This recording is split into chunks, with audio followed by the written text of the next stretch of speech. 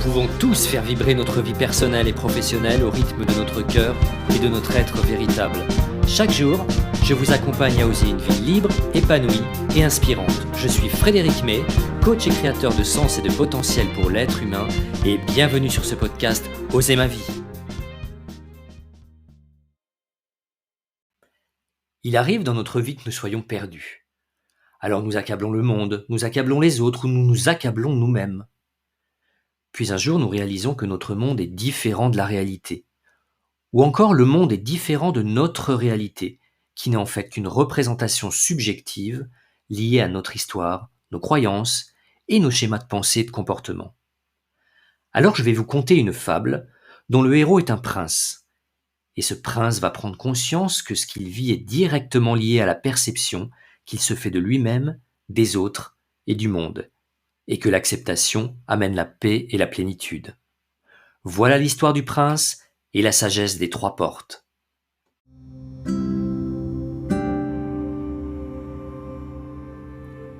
Un roi avait pour fils unique un jeune prince courageux, habile et intelligent. Pour parfaire son apprentissage de la vie, il l'envoya auprès d'un vieux sage. « Éclaire-moi sur le sentier de la vie », demanda le prince. « Mes paroles s'évanouiront comme les traces de tes pas dans le sable », répondit le sage. « Cependant, je veux bien te donner quelques indications. Sur ta route, tu trouveras 3 portes. Lis les préceptes indiqués sur chacune d'entre elles. Un besoin irrésistible te poussera à les suivre. Ne cherche pas à t'en détourner, car tu serais condamné à revivre sans cesse ce que tu aurais fui. Je ne puis t'en dire plus. Tu dois éprouver tout cela dans ton cœur et dans ta chair. Va maintenant, suis cette route droit devant toi. » Le vieux sage disparut et le prince s'engagea sur le chemin de la vie.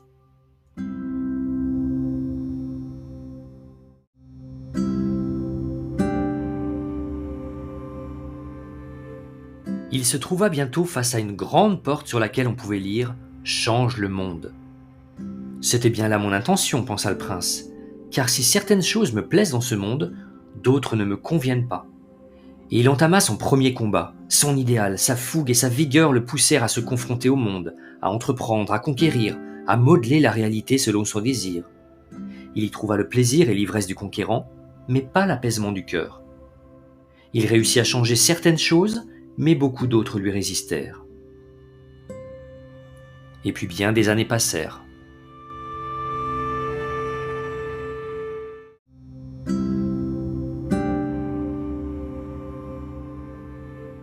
Un jour, il rencontra le vieux sage qui lui demande « Qu'as-tu appris sur le chemin ?»« J'ai appris, répondit le prince, à discerner ce qui est en mon pouvoir et ce qui m'échappe, ce qui dépend de moi et ce qui n'en dépend pas. »« C'est bien, dit le vieil homme, utilise tes forces pour agir sur ce qui est en ton pouvoir.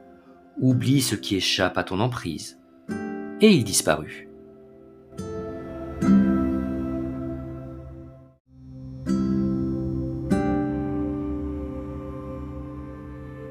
Peu après, le prince se trouva face à une seconde porte. On pouvait y lire « Change les autres ». C'était bien là mon intention, pensa-t-il. Les autres sont source de plaisir, de joie et de satisfaction, mais aussi de douleur, d'amertume et de frustration. Et il s'insurgea contre tout ce qui pouvait le déranger ou lui déplaire chez ses semblables. Il chercha à infléchir leur caractère et à extirper leurs défauts. Ce fut là son deuxième combat. Et bien des années passèrent.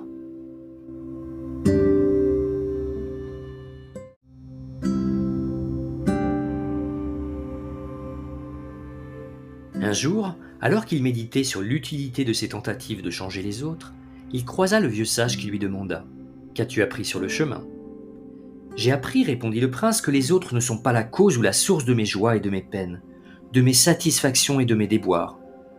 Ils n'en sont que le révélateur ou l'occasion. C'est en moi que prennent racine toutes ces choses. »« Tu as raison, dit le sage. Parce qu'ils réveillent en toi, les autres te révèlent à toi-même.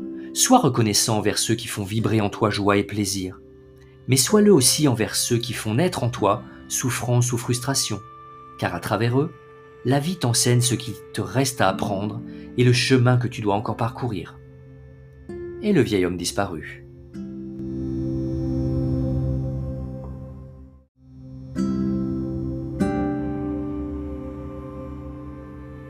Peu après, le prince arriva devant une porte où figuraient ces mots : « Change-toi toi-même ».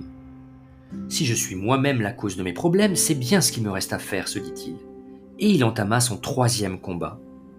Il chercha à infléchir son caractère, à combattre ses imperfections, à supprimer ses défauts, à changer ce qui ne lui plaisait pas en lui, tout ce qui ne correspondait pas à son idéal.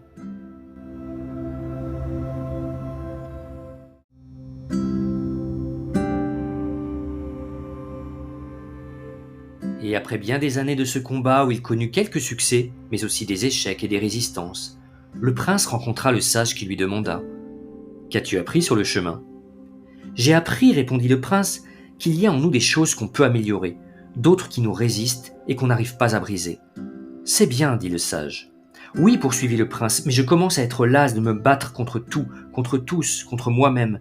Cela ne finira-t-il jamais ? Quand trouverai-je le repos ? J'ai envie de cesser le combat, de renoncer, de tout abandonner, de lâcher prise. » « C'est justement ton prochain apprentissage, dit le vieux sage. Mais avant d'aller plus loin, retourne-toi et contemple le chemin parcouru. » Et il disparut.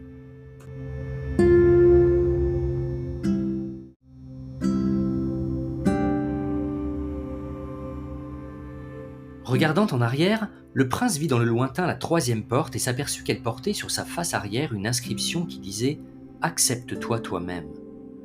Le prince s'étonna de ne point avoir vu cette inscription lorsqu'il avait franchi la porte la première fois dans l'autre sens.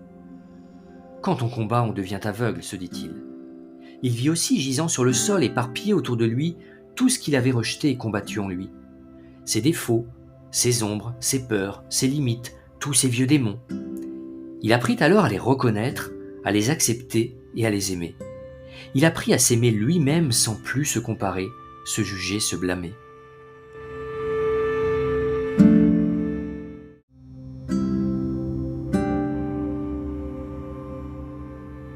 Il rencontra le vieux sage qui lui demanda : « Qu'as-tu appris sur le chemin ?»« J'ai appris, répondit le prince, que détester ou refuser une partie de moi, c'est me condamner à ne jamais être en accord avec moi-même. J'ai appris à m'accepter moi-même totalement, inconditionnellement. »« C'est bien, dit le vieil homme. C'est la première sagesse. Maintenant, tu peux repasser la troisième porte. »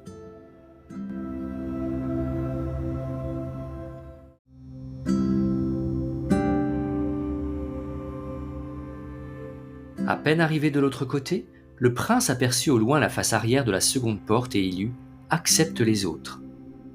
Tout autour de lui, il reconnut les personnes qu'il avait côtoyées dans sa vie, celles qu'il avait aimées, comme celles qu'il avait détestées, celles qu'il avait soutenues et celles qu'il avait combattues. Mais à sa grande surprise, il était maintenant incapable de voir leurs imperfections, leurs défauts, ce qui autrefois l'avait tellement gêné et contre quoi il s'était battu.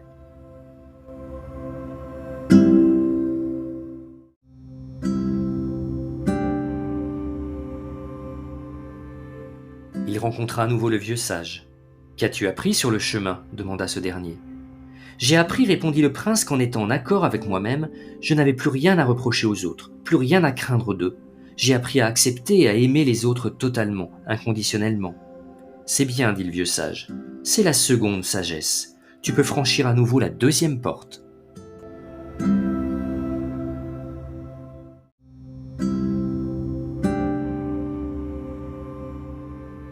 Arrivé de l'autre côté, le prince aperçut la face arrière de la première porte et il lut « Accepte le monde ».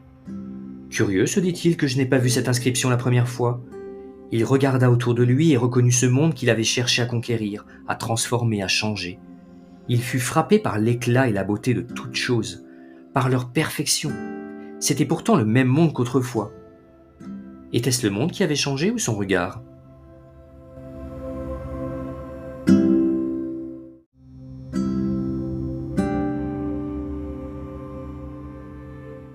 Il croisa le vieux sage qui lui demanda : « Qu'as-tu appris sur le chemin ?» ?»« J'ai appris, dit le prince, que le monde est le miroir de mon âme, que mon âme ne voit pas le monde, elle se voit dans le monde. Quand elle est enjouée, le monde lui semble gai. Quand elle est accablée, le monde lui semble triste. Le monde, lui, n'est ni triste ni gai, il est là, il existe, c'est tout. Ce n'était pas le monde qui me troublait, mais l'idée que je m'en faisais. J'ai appris à accepter sans le juger, totalement, inconditionnellement. »« C'est la troisième sagesse, dit le vieil homme. Te voilà à présent en accord avec toi-même. avec les autres et avec le monde. Un profond sentiment de paix, de sérénité, de plénitude envahit le prince. Le silence l'habita. « Tu es prêt maintenant à franchir le dernier seuil, dit le vieux sage, celui du passage du silence de la plénitude à la plénitude du silence. » Et le vieil homme disparut.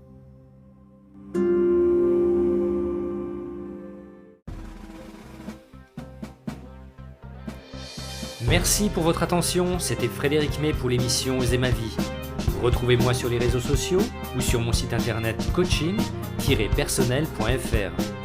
Si vous avez aimé cet épisode, n'hésitez pas à réagir en commentaire ou à me laisser un petit audio ou à lever le pouce pour aimer ce podcast. Enfin, je reste disponible pour vous donner toutes les informations sur mes accompagnements Oser ma vie, Oser mon job ou Oser mon business et établir avec vous un plan d'action personnalisé. Prenez soin de vous et à très bientôt.